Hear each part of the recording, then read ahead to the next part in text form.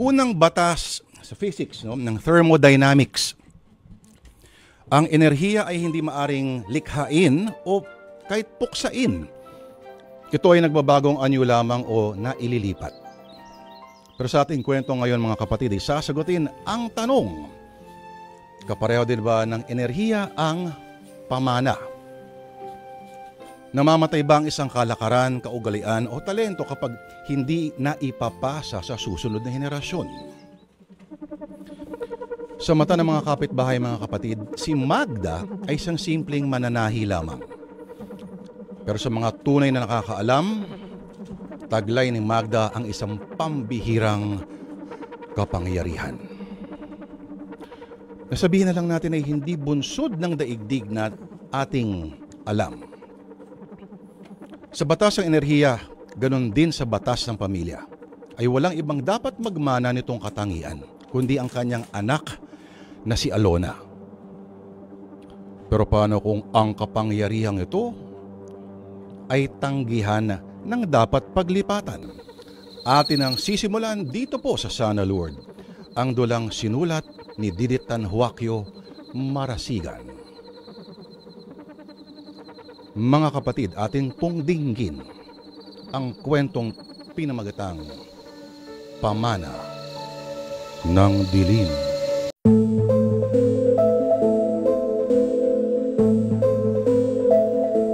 Sigurado kang gamit niya ang balabal na ito? Oo, Magda. Nakita ko yan sa karitela ng mister ko na iwan ng kabit niyang bailarina. At gusto mong pahirapan natin ang babaeng yun? Oo.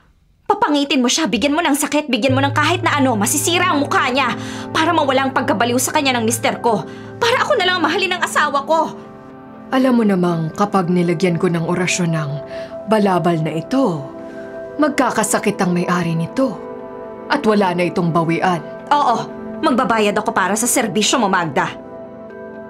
Sige, maghintay ka. Magsisindi ako ng kandilang itim. Papatakan natin ang balabal na ito.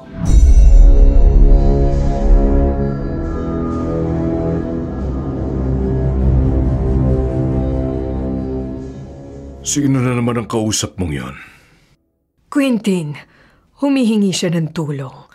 Sayang ang kikitain ko kung hindi ko pagbibigyan ng... Nakakaperwisyo ka ng kapwa mo. Gumaganti lang naman ang mga lumalapit sa akin dahil naaapi rin sila o kaya nilamangan. Katulad ni Maria, kaya siya narito. May kinalulukohang babae ang mister niya. Pero hindi mo dapat ilagay sa kamay mo ang pagpaparusa sa kanila. Binigyan ako ng kapangyarihang tumulong. Ginagamit ko lang. Hindi tulong ang ginagawa mo. At hindi yan kapangyarihan. Yan ay karunungang itim na galing sa masama. Galing sa demonyo. Asawa mo ko. Dapat kinakampihan mo ko. Bakit mo sasabihin galing ito sa demonyo? Nakakatulong ako, Quentin. Hindi ako basta naglalapat ng parusa. Kung hindi naman kailangan. Kahit na! Hindi pa rin tama na ilalagay mo sa mga kamay mo ang pagpaparusa sa ibang tao dahil lang may gustong gumanti sa kanila o may nagagalit sa kanila. Ni hindi mo alam kung totoong sinasabi sa'yo ng gusto magpaparusa sa kamag-anak o karelasyon nila. Hindi sila sinungaling. Hindi sila lalapit kung talagang hindi sila naperwisyo. Itigil mo na ito, Magda. Hindi na maganda ang reputasyon mo sa lugar natin. Hindi ko to pwedeng itigil. Likas sa lahi namin ang pagtulong. Wala pa man ang mananakop na dumating dito sa bansa natin. Narito na ang lahi namin. Nagpasalin-salin ang kapangyarihan. At wala akong intensyong putulin ang paggamit nito. Kahit sabihin kong hihiwalayan kita kapag hindi ka patumigil? Quentin! Huwag kang magbabanta ng ganyan! Bakit? Parurusahan mo rin ako? Lalapatan mo rin ako ng sakit? Lulumpuhin mo ako? Sisirain mo mukha ko? Pasasakitan mo ako? Anong gagawin mo, Magda? Anong gagawin mo sa akin?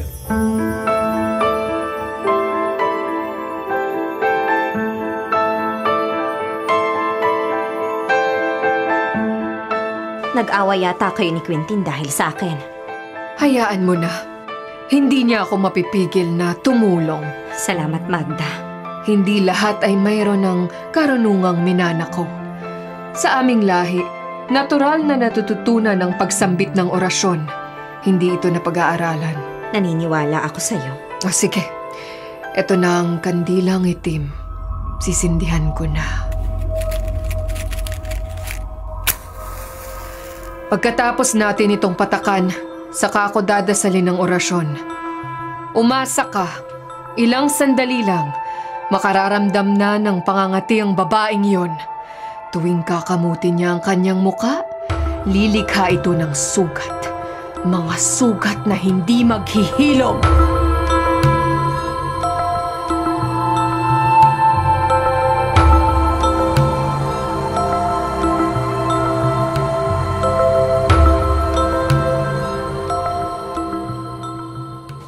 Tatay, saan ka pupunta? Nag-away raw kayo ni nanay? Hindi ko na kayang tiisin ang pagiging manggagaway ng nanay mo. Pero tatay, hindi naman tayo pinababayaan ni nanay. Kahit ginagawa niya po ang bagay na hindi tayo sang-ayon. Inaasikaso naman niya tayo, ipinagluluto. At yung kinikita niya sa pananahi, malaking tulong sa pag-aaral ko. Hindi pa rin maitatanggi, anak, na masama ang pagiging manggagaway. Pero pinakasalan niyo siya. Ibig sabihin, mahal niyo si nanay. Minahal ko siya, Alona. Pero ngayon, nakita kong hindi sapat ang pagmamahal para mapagbago ko siya. Para talikuran niya ang itim na karunungang minana niya. Tatay! Tay, aalis ka talaga? Nasagad ng pagpapasensya ko at ang pagtitiis ko, anak. Huwag kang umalis, tatay. Hindi niyo na ba ako mahal? Alona, huwag kang umiyak. Lalayo ako pero hindi ibig sabihin hindi ka na mahalaga sa akin. Malaya mo akong mabibisita pero hindi ko na kayang manatili pa rito. Saan ho kayo pupunta? Bahala na. Ipapaalam ko sa iyo, anak, kung saan ako maninirahan. Huwag kayong umalis. Pakiusap, tatay! Alona! Paano na kami kapag umalis ka? May kapangyarihan ng nanay mo. Walang pwedeng umapi sa inyo o gumawa ng masama. Pero tatay... Mag-aral ka mabuti. 2 taon pa at college graduate ka na. Mahal kita. Palagi kitang mamahalin. Tay! Huwag kang umalis! Tay! Tatay!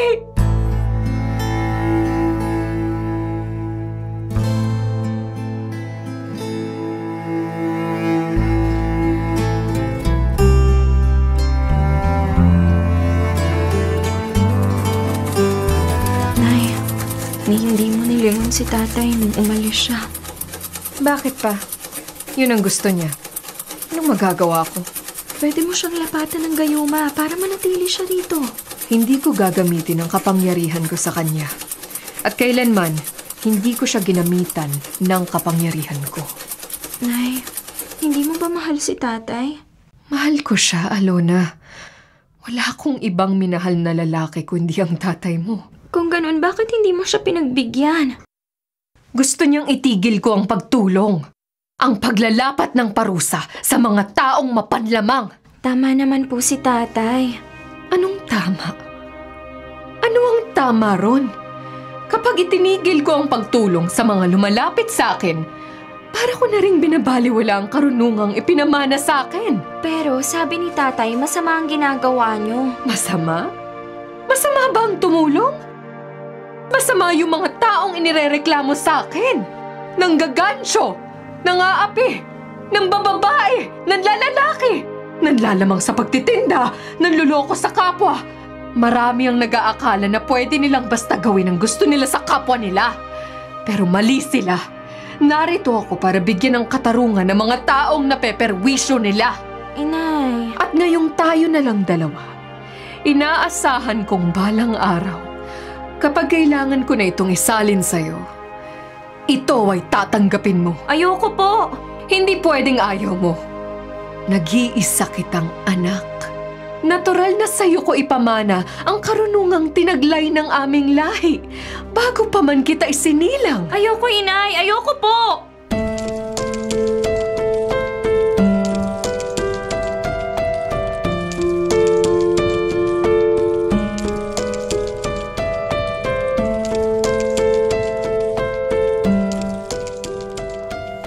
Kanina pa namumugto ang mata mo, Alona. Si nanay kasi, pinipilit niya akong... Ano? bakit hindi mo ituloy? Hayaan mo na, medyo okay na ako ngayon. Pupunta na ako sa library para gawin yung research ko. Pero sure ka ba na okay ka na? Hindi pa talaga, pero pipilitin kong maging okay. Dahil gusto kong makapagtapos ng pag-aaral. O sige, kung ready ka ng pag-usapan natin ang problema mo, magsabi ka lang ha. Oh, tutuloy na ako sa klase ko ha. Naku, yan na si Tonton. Natatanaw ko ng papalapit sa atin. Mauna na ako sa inyo ha. Sige, Gracie, magkita tayo mamayang ulian. Dapat siguro ipagtapat ko na kay Tonton ang lihim ng aming pamilya. Alona, kanina ka pa rito? Medyo. Dito kami nagstay ni Gracie habang naghihintay ng klase niya. Pupunta nga sana ako sa library pero natanaw ka na ni Gracie. Kaya hinintay na kita. Oo parang namumugto ang mga mata mo. May problema ba? Si tatay kasi, iniwan na niya kami. Ha? Namatay si Mang Quintin? Ay hindi, umalis siya, nakipaghiwalay na kay nanay. Pero bakit naman? Tonton, may aaminin ako sa'yo tungkol sa nanay ko. Pero natatakot akong ipagtapat kasi... Kasi ano? Baka makipaghiwalay ka sa akin eh. Ikaw ang first boyfriend ko at mahal talaga kita. At mahal din kita, Alona. Kaya kung ano man yan, nasisiguro kong hindi niyan mababago ang feelings ko para sa'yo. Maupo ka. Okay. Matagal ko na itong inililihim. Pero nang umalis si tatay, pakiramdam ko, nag-iisa na ako at walang kakampi. Alona, kakampi mo ako. Tonton, may lihim ang pamilya namin tungkol kay nanay. May sakit ba siya? Ano ba ang lihim na yan? Galing siya sa lahi ng manggagaway. Isa siyang manggagaway. Ano yun? Ngayon ko lang narinigan tungkol dyan. May karunungan siya. Mas tama sigurong sabihing may kapangyarihan siyang maglapat ng sakit, parusa o perwisyo sa buhay ng isang taong nanlamang sa kapwa niya. Hindi ba parang pangkukulam ang tawag dyan? Siguro parang ganon, pero sabi ni nanay, lahi sila ng manggagaway. Kung ganon, ikaw ay isang... Hindi pa, Tonton. Hindi pa. Tinanggihan ko ang bilin ni nanay. Pero, di ko maintindihan. Para maging manggagaway rin ako, kailangan tanggapin ko ang salin mula kay nanay. At tinanggihan ko siya, Tonton. Ayoko maging katulad niya. At mukhang tama naman ang pasya mo. Ayoko maging katulad niya. Ayokong magparusa ng kapwa ko dahil lamang may nagsumbong at humingi ng tulong ko. Sabi ni tatay, kasalanan yun. Malaking kasalanan. Oo, Alona. Sa tingin ko, kasalanan nga ang ganung gawain. Tonton, ngayong alam mo na, tayo pa rin ba? Mahal mo pa rin ba ako? Hindi ka ba natatakot ngayon dahil nalaman mong isa akong anak ng manggagaway?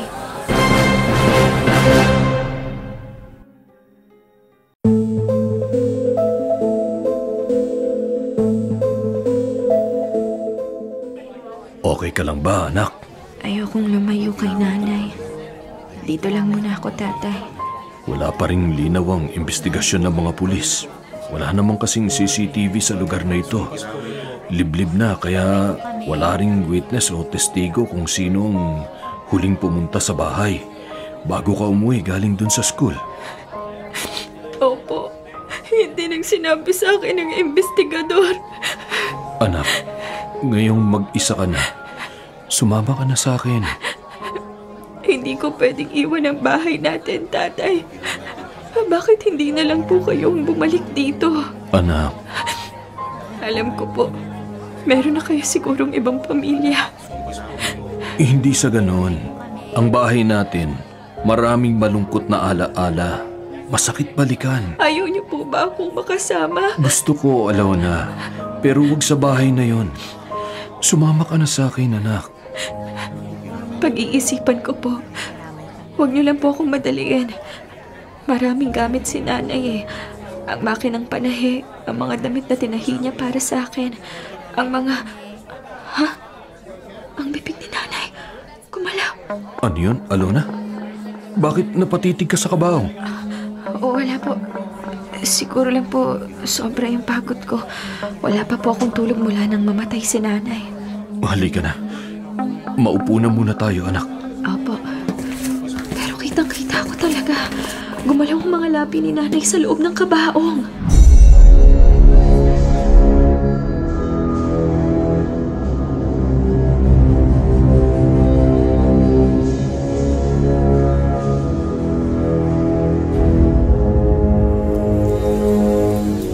Tutulong ako sa pagbuhat ng ataol ng nanay mo, ha?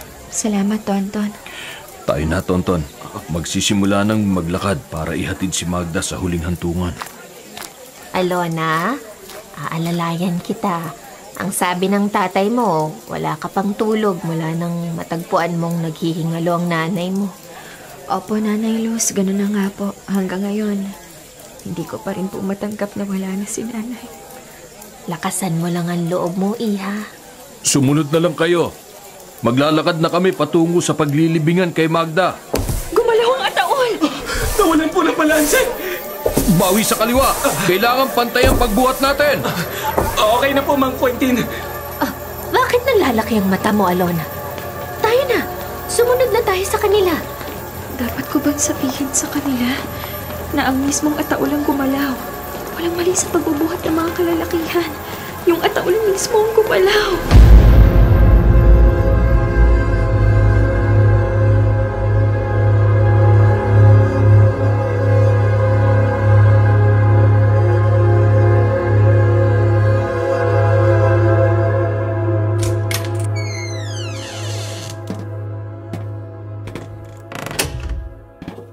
Oh, mag-isa ka na lang dito sa bahay nyo. Magiging ayos ka lang ba? Opo, Nanay Luz. Salamat. Inahatid niyo po ako rito. Bakit kasi hindi ka pa sumama sa tatay mo? Kinukuha ka naman niya. Kailangan ko lang po ng sapat na panahon para ayusin ang buhay ko. Pati na ang mga gamit na naiwan ni nanay. O lakasan mo lang ang loob mo, Alona. Makakayanan mo tong lahat. Opo. Sige po, maglilinis pa po ako ng lababo. Ang mga pinagkainan ng mga naging bisita, natambak na po at hindi ko naasikaso. O sige, aalis na ako. Isara mong mabuti ang bintana at pinto. Baka bumalik kang pumaslang sa nanay mo. Ikaw naman ang... basta, mag-ingat ka, Alona, ha?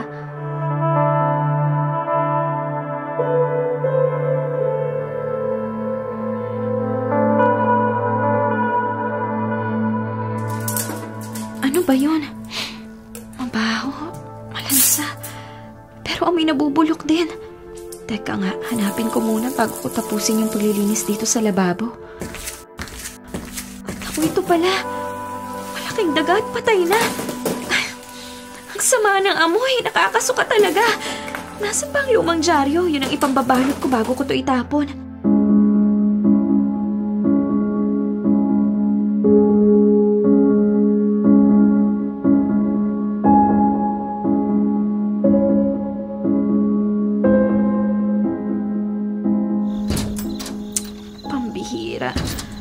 Ano ba yung ingay na yun? Pagod na pagod ang pakiramdam ko dahil ilang araw akong walang tulog at pahinga. Ngayon may pagkakataon na ako makapagpahinga, saka naman parang... Inay? Minumulto mo ba ako? Huwag mo naman akong takutin, oh. Hayaan mo naman ako makapagpahinga. Sa Lunes papasok na ulit ako sa school eh. Wala naman po akong pagpipilian kundi magpatuloy sa buhay. Kung sana man lang nasabi niyo sa akin kung sinong pumaslang sa inyo. Sana naihanap kita ng katarungan. Nay, kung ikaw ang gumagawa ng ingay, sabihin mo sa akin kung anong kailangan mo, kung paano kita matutulungan. Teka, paano pala kung hindi si Inay yung gumagawa ng mga ingay na naririnig ko? Paano kung bumalik yung pumatay sa kanya at isusunod pala ako?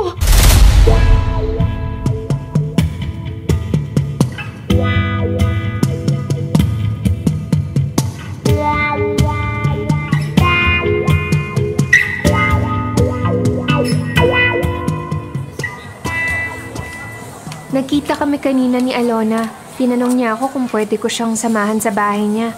Kahit ilang araw lang. Oh, anong sinabi mo, Gracie? Naku, Tonton.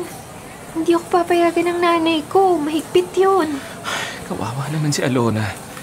Ikaw na lang kaya? Lalo namang hindi ako papayagan ng nanay ko. Alam niyang girlfriend ko si Alona. Baka kung saan mauwi ang lahat kung maiwan kaming dalawa lang, ano?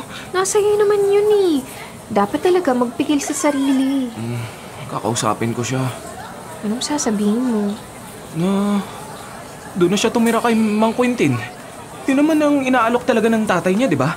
Kaysa ganyan na delikado para sa kanya. Ay, palagi siyang mag-isa sa bahay.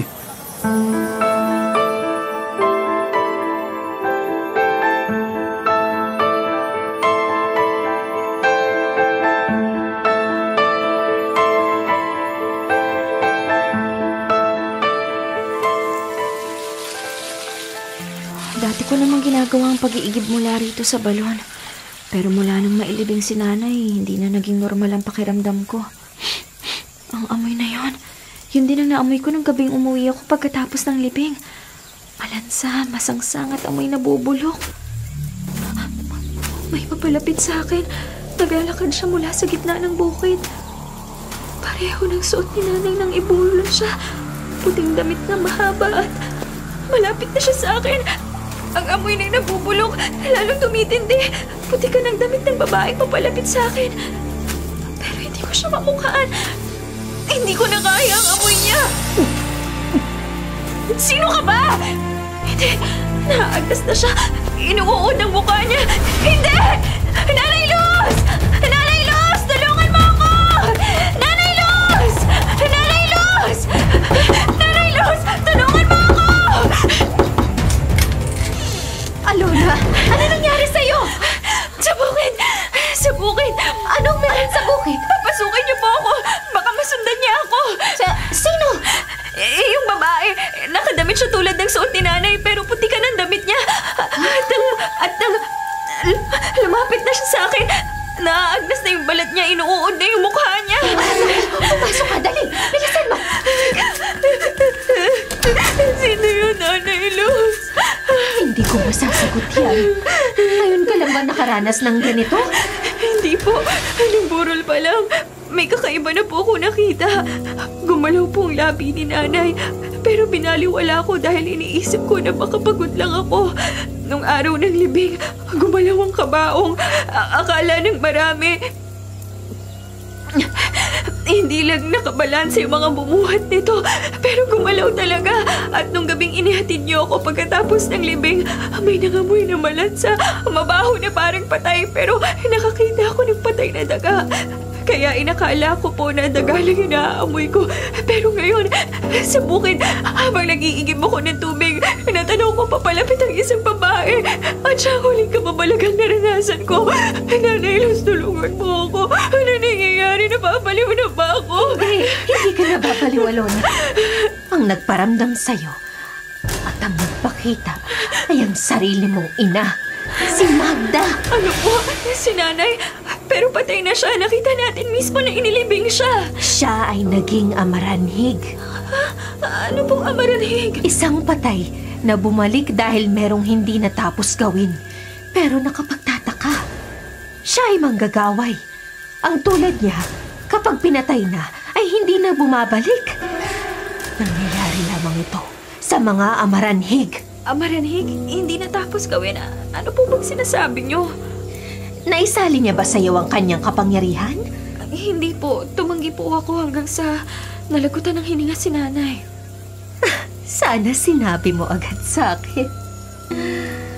Para nailibing natin siya ng padapa para hindi siya nakabalik sa lupa. Ano pong ibig niyong sabihin? Hindi siya natatahimik. Kaya't nagpaparamdam siya sa'yo. Ano pong dapat kong gawin? Sa ngayon, wala na tayong magagawa. Kung magpapakita siyang muli, sabihin mo sa akin. Ako mismo ang kakausap sa kanya para manahimik na dahil natapos ang kapangyarihan ng kanyang lahi. Wala na muling magiging makapangyarihan na manggagaway. Nanay Luz, bakit parang ang tono ng pagkakasabi niyo eh. Tama naman ako, hindi ba, Alona? Ayaw mong magmana sa nanay mo, di ba? Hindi mo nga tinanggap ang pagsasalin eh. Tumanggi ka. Tama yon. Para wala nang maging manggagaway. Wala nang mapeperwisyong tao. wala nang may itim na karunungan na magiging takbuhan ng mga taga rito.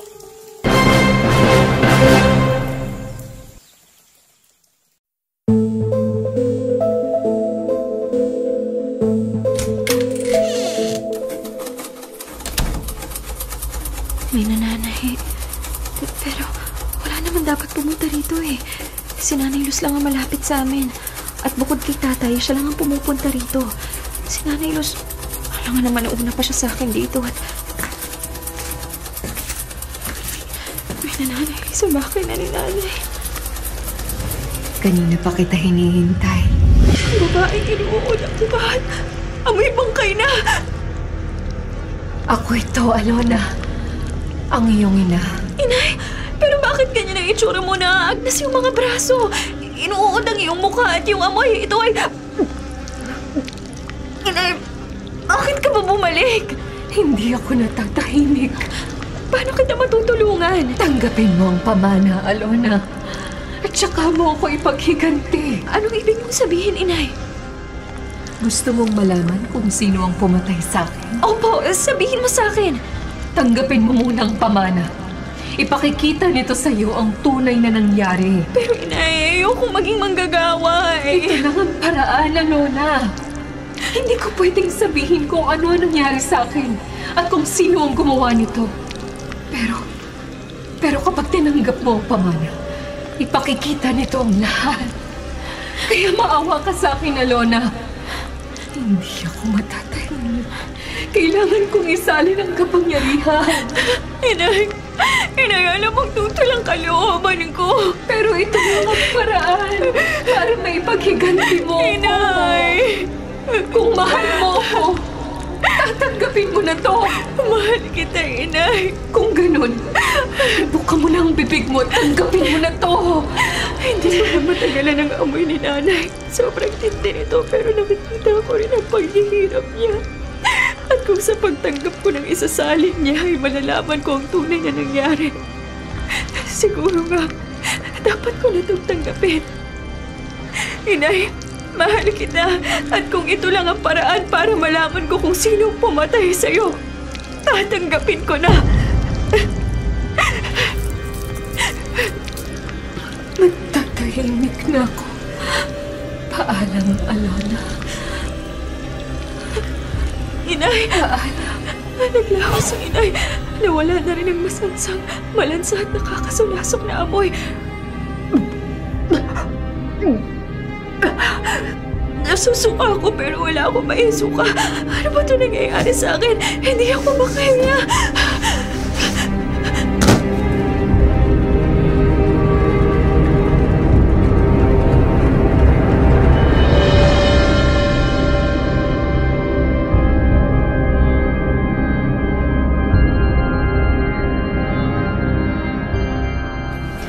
Narito ako sa bahay namin. Si Nanay, nakikita ko siya. At may lalaking pumasok sa bahay. Ikaw ba si Magda? Ang manggagaway? Ako nga. Sino ka ba? Bakit bigla ka nalang pumasok dito? May dapat kang panugutan sa akin. Ang aking anak. Nilapatan mo siya ng sakit sa balat. Sino ba ang anak mo? Nagtatrabaho siya sa nightclub sa Kabayanan. Dinala rito ni Maria ang kanyang balabal. Nilagyan mo ng orasyon para magkasakit siya sa balat. Pawiin mo ang orasyon. Naghihirap na ang anak ko. Hindi totoong may relasyon sila nung kutsero. Kapag naibigay ko na ang orasyon, hindi ko na yun mababawi pa. May kapangyarihan kang magpahirap. Tsak may kapangyarihan kang bawiin ito.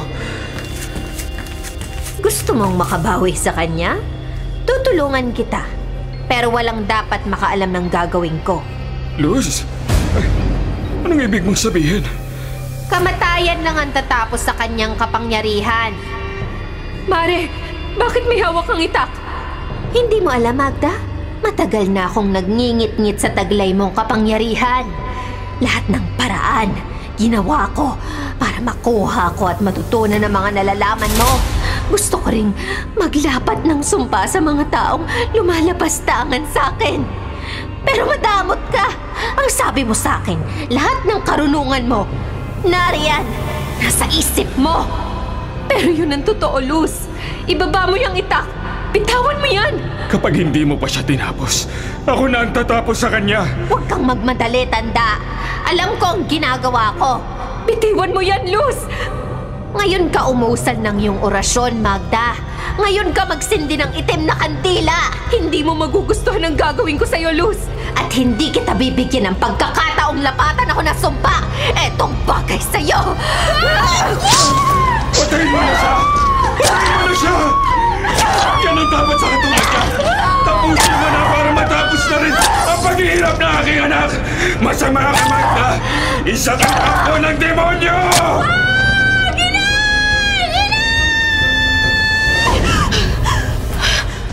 Panaginip. Pinakita sa akin ang totoong nangyari. Si Nanay Luz ang pumatay kay Nanay. Si Nanay Luz na itinuring kong pangalawang ina. Si Nanay Luz na pinagkatiwalaan ni Nanay. Siya ang pumatay sa aking ina. Pinagtulungan si Nanay ng isang matandang lalaki at ni Nanay Luz.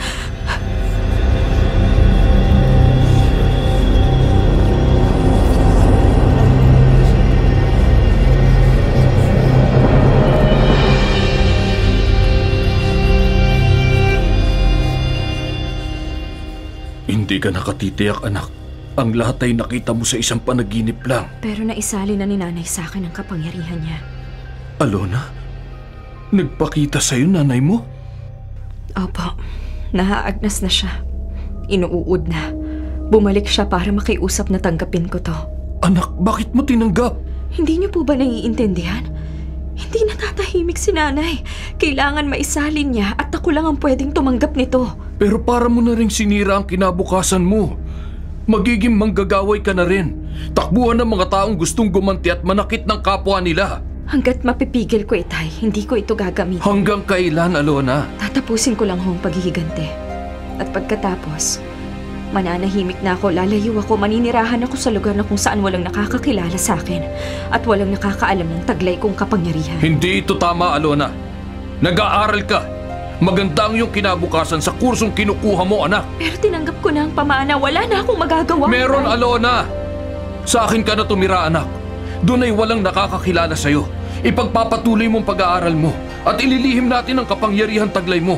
Basta ipangako mo lang na hindi mo ito gagamitin kahit kailan. Itay, Huwag ka nang bumalik sa lugar natin, anak. kailangang ipaghiganti ko si Inay.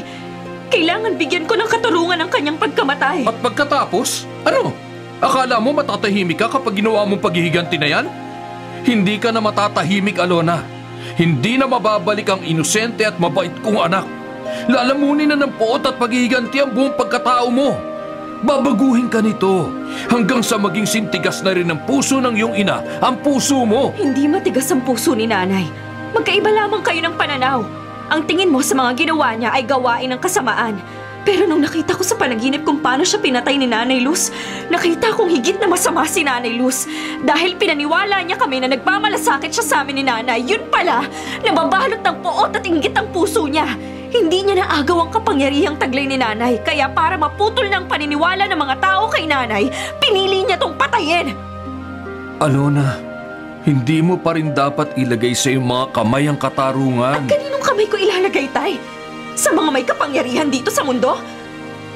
Hahanapan nila ako ng ebidensya. Ebidensyang hindi ko maibibigay dahil ang katibayan ko lamang ay isang panaginip. Panaginip na pinakita sa akin ang ipinama ng kapangyarihan ni Inay. Tama ka. Isa lamang yung panaginip. Pinaglalaruan ka lang ng iyong isipan. Yun ang katotohanan. Ipinakita to sa akin ng aking kapangyarihan. Kaya't kailangan tuparin ko ang aking pangako kay Inay. Bibigyan ko siya ng katarungan. Magtutuos kami ni Nanay Luz.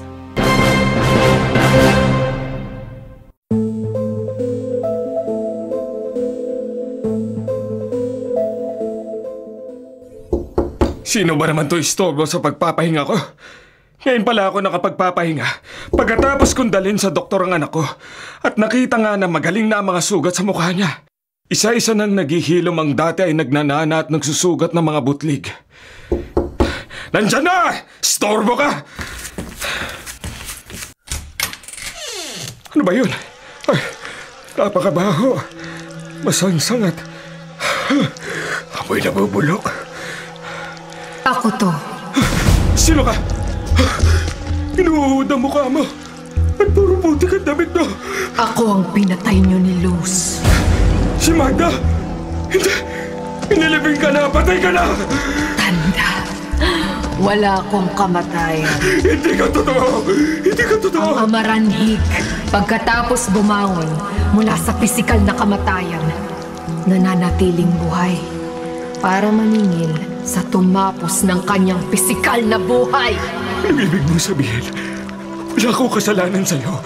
Si Luz ang pamatay sa'yo. Ikaw pala may kasalanan sa anak ko! Pinatay mo rin ako! Hindi!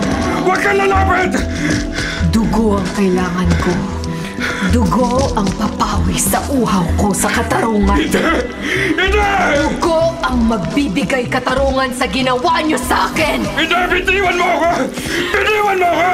Akin ka ngayon, tanda!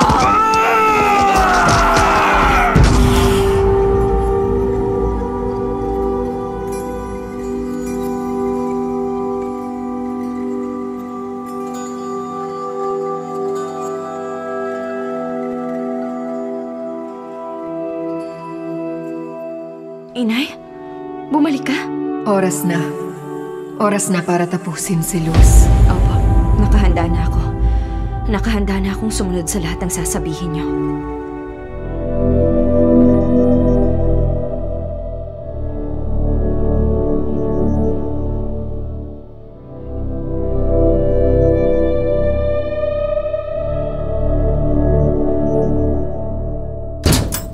Sino bang? Alona? Bakit mo binweras ang pintuan? Meron kang dapat panagutan. Ano bang sinasabi mo? At bakit ganyan ang itsura mo? Nanlilis ka mga mata mo ah. Tama ka. Si Inay ang bumalik. Si Inay ang nagparamdam sa akin. Si Inay ang nagpakita sa akin sa balon. Si Inay ang hindi matahimik dahil pinatay mo siya! Hindi totoo yan. Wala akong kinalaman sa pagkamatay ng nanay mo, ha? Nakita ko sa aking panaginip ang buong pangyayari. Itong batang to, bakit ka maniniwala sa panaginip? Naku naman, hindi totoo ang panaginip. Ang kapangyarihang isinalin sa akin, ito ang nagpakita ng buong pangyayari. Ipinakita nito sa aking panaginip. Kapangyarihang isinalin sa'yo? Pero paano ito masasalin sa'yo? Pinatay ko na... ibig ko sabihin, patay na ang nanay mo! Namatay siya dahil pinatay mo siya! Huwag kang lalapit, ha? Huwag! Wala nang kapangyarihan ng nanay mo! Patay na siya! Tama ka! Wala na sa kanya ang kapangyarihan dahil nasa akin na! Hindi totoo ang sinasabi mo, Iha. Hindi yan totoo. Hindi niya ito nasalin sa'yo, di ba? Ang sabi mo, naging amaranhig siya. Buhay na patay. Yun mismo ang nangyari sa kanya. Matapos tayong mag-usap, umuwi ako at naabutan ko si nanay. Nagmamakaawa siyang tanggapin ko ang mana. Tinanggap mo? Pinili mong tanggapin? Oo, Nanay Luz.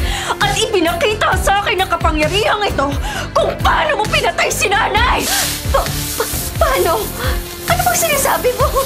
Ipinakita sa akin sa panaginip. Tinaga mo si nanay! Iniwan mo siyang duguan para mamatay! Hindi yan totoo, ha? Sinungaling ka! Hanggang sa huli, nagkukunwari ka! Hindi ako nagsisinungaling! Naniwala ako sa'yo! Nagtiwala ako sa'yo! Sinabi kong nararamdaman ko ang kalungkutan ko, ang pangungulila ko kay nanay! Itinuring kitang pangalawang ina! At si nanay itinuring kang mahigit pa sa isang kapatid! Malaya ka nakakapasok at labas sa bahay namin! Minahal ka ni nanay! Pero anong iginanti mo sa pagtitiwala namin? Pinatay mo si nanay! Tama na! Tama na! Hindi lang kayo ang may karapatang magalit, ha? Ako rin! Matagal na akong may kimkim na galit sa iyong nanay.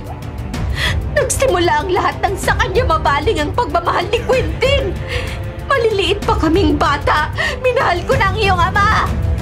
Pero nang lumaki kami, naging dalaga at binata na kami, nabaling ang atensyon niya kay Magda hanggang nagpakasal na sila. Alam mo ba kung gaano yun kasakit sa akin? Isinira ng kasal na yun ang lahat ng posibilidad na ibigin pa ako ni Quintin. Pagkatapos, dumaan ang maraming taon, nilantad sa buong baryo na si Magda ay isang manggagaway.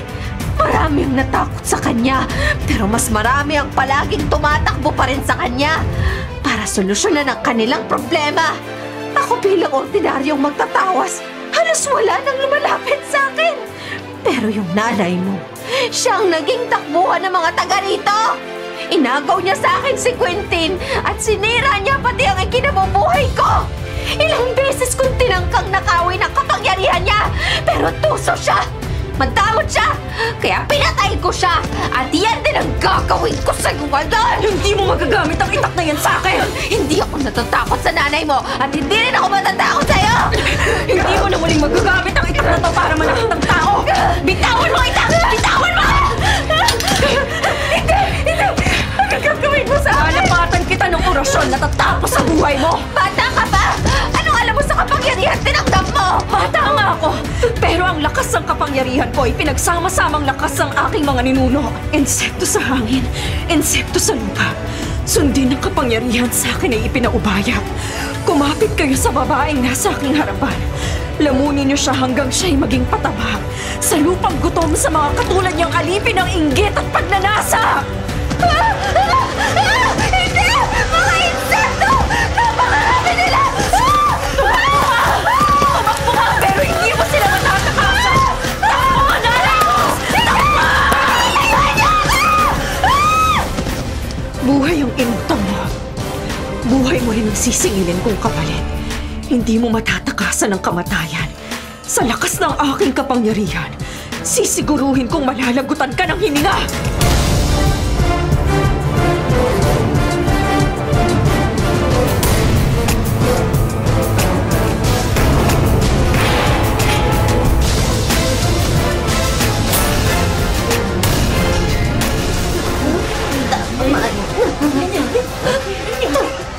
Ano nangyayari? Ang katawan ni Luz puno ng insekto!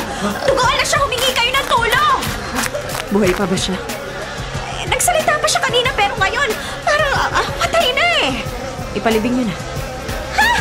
Hindi ba natin siya ipagagamot? Hoy kayo! Humingi kayo ng tulong sa barangay! Tumawag kayo ng ambulansya! Baka buhay pa si Luz! Tulungan natin siya! Teka, Alona! Saan ka pupunta? Hindi ka ba naaawa kay Luz? Para mo na siyang pangalawang ina! Alona! Alona!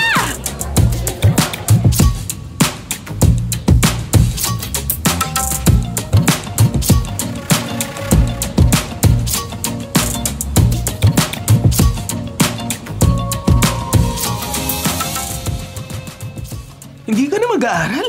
Ano ba sinasabi mo? Tonton, hindi na ako ang dating si Alona.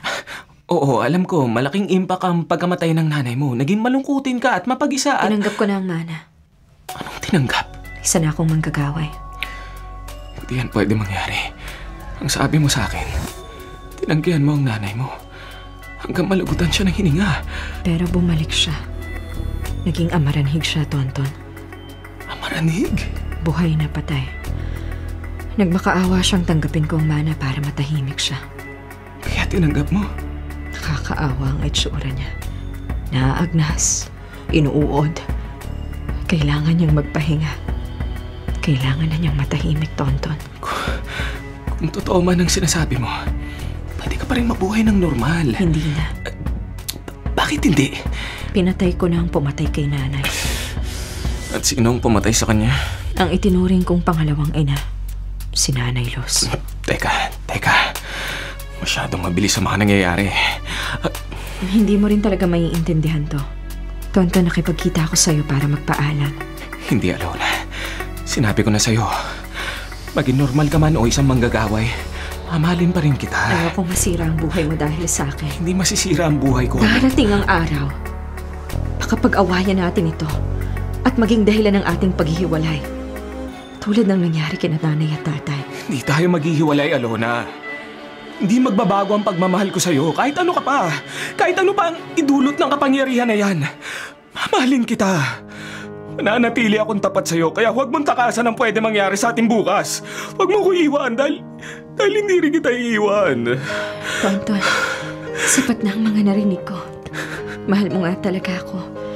Noon at hanggang ngayon, hindi ko ginusto ang kapangyarihang ito. Pangako, gagawin ko ang lahat upang hindi na gamitin ang kapangyarihang ito. Sa akin matatapos ang pamana. At mag-anak man tayo, hindi ko na ito isasalin sa sino man sa kanila. Naniniwala ako sa'yo, Alona.